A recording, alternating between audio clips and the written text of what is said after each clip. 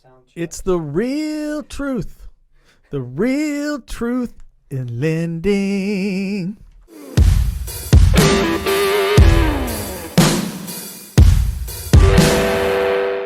All right. Hey, everybody. Welcome to a new edition of The Real Truth in Lending. We have been gone for a while. You can't see it, but this guy is usually walking around with his arm in a sling. He's had another shoulder surgery. He's like a major league pitcher over here, going under without all the money. Without all the money and going under the talent. knife. Or talent. Other talents. But he's been out, so we've been out. I think we've been out a few weeks. Today's the 25th of February. Notable things going on now. Ukraine just been invaded by Russia. That's some crazy stuff going on. Mm-hmm. And day two, it's already a lot going on, and it's supposed to get worse. Yeah. So we'll monitor that as we go. But that's kind of some of the things that's going on now. I can't remember the last time we talked. It was back in January. I can't even remember what we talked about. Oh, I can tell you because we were just coming off of a high from what's that team that's right. We're coming off the high of my Bulldogs winning the national championship, so we can still ride that a little bit. Yeah, we can ride that, and it is good to be back. As Shane had mentioned, I've been out with a second surgery on the same shoulder and blah blah blah. It's just been more of a pain. Literally and figuratively than anything else. But man, is it good to be back in here. I don't care what we talk about today.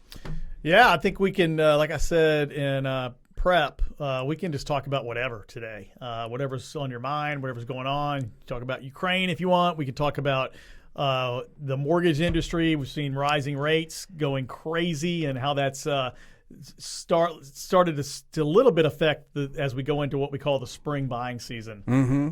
What we've seen with people that are already pre-approved. And I think, it's almost impossible to not talk about rates. When they're doing this kind of craziness and the market is this kind of crazy because obviously it's a hot topic for anybody who's going to buy, but it also is it's a larger scale than that when it comes to the things, that ultimately influence, such as inflation and things like that. And everybody wants to know, where are they going to be? Are we going to be above 5%?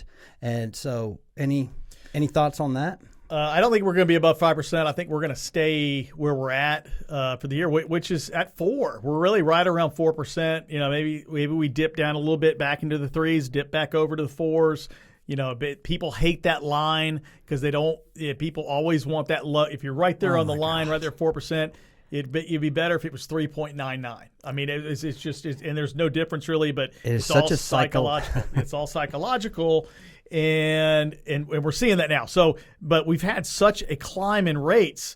The danger, especially for the first-time homebuyer type people that are on more of a limited budget, limited income, is that rise from the low 3s to the low 4s can kick a lot of people out.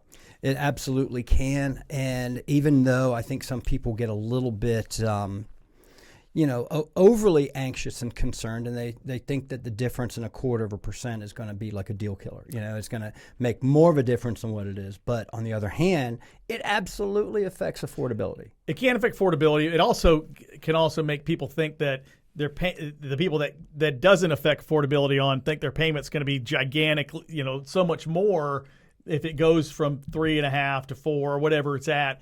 It's not going to kill you to do that. It's not that much of a difference. Of course, there's a monetary difference, but I'm just going to come right now because it only takes a second for people who are watching or listening to this.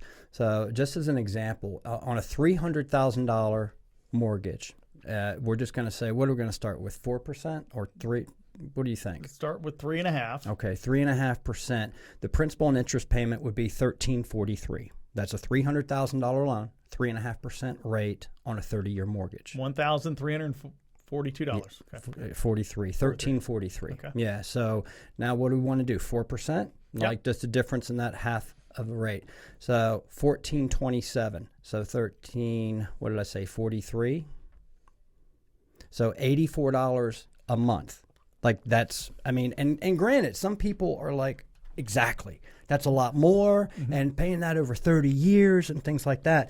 But on the other hand, what I have found is most people actually think that 0.5% is going to be like $200. That's right. It's going to be, I just can't afford this house Right. anymore.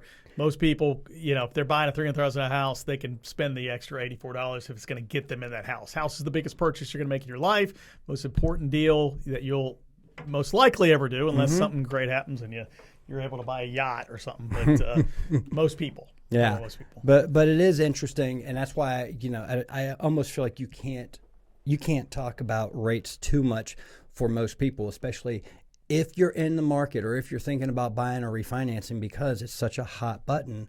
I just feel like it's an area where we could continue to, every time we come on the air, we can talk about where the rates are. What does that mean to your payment? Because there are a lot of people who are real nervous about that. Yeah, and normally I wouldn't want to talk about that. Right. I want to talk about something else that's Right. more important to the process. It was just since the last time we talked, Right. it's gone up a whole point, really, almost. And that just has not happened in years.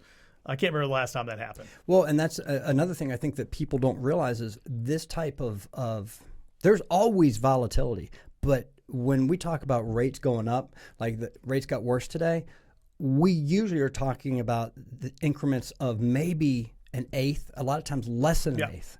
So like for them to actually be moving in terms of a half to a full percentage, that's big.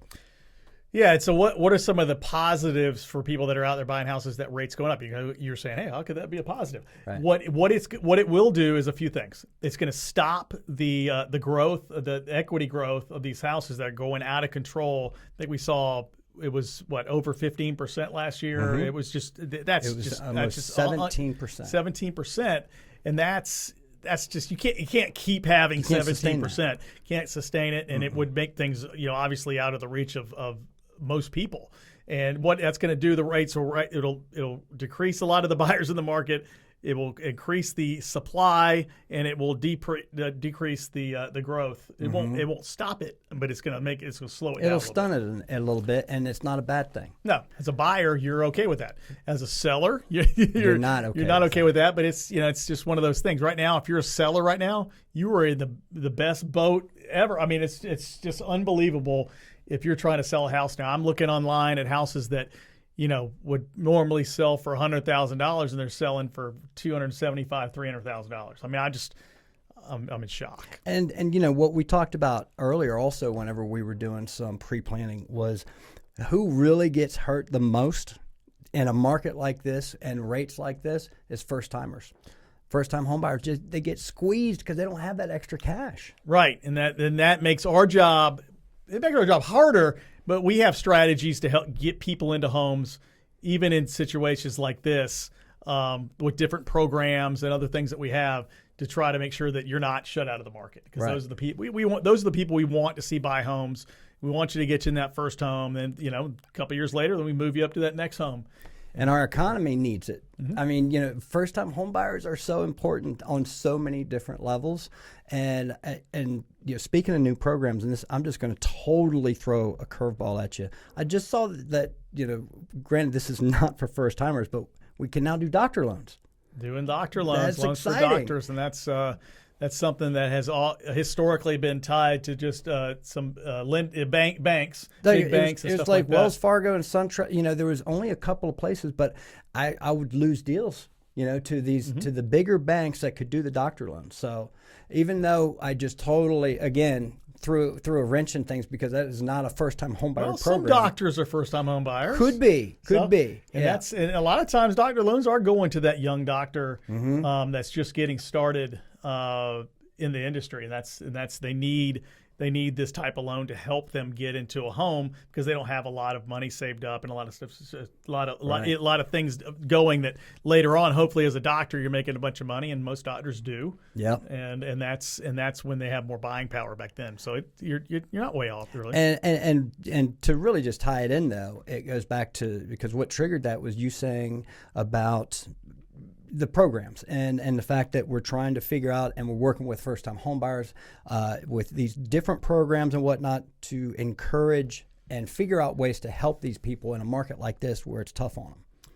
Absolutely. Well, that's all I got, man. I just wanted to get back in here today, and even the interest rate conversation is endless. It's definitely something that's important. So next time maybe we won't even bring up rates. No, let's next time we'll bring up something jazzier, like a program or something they can do, or maybe we'll just talk about current events or something crazy and. Or nothing. Kanye and Kim and what's the other guy? That halftime show? Yeah. Pete Davidson. Pete Davidson. Yeah, we'll talk about. Wouldn't them. that be funny if Shane and I turn this video podcast into talking about celebrities, the Kardashians? I mean, you never know. It might make it more popular. That's a good point. Yeah. Well, until next time, we hope you have a great day, and thanks for watching. All right. Bye, guys.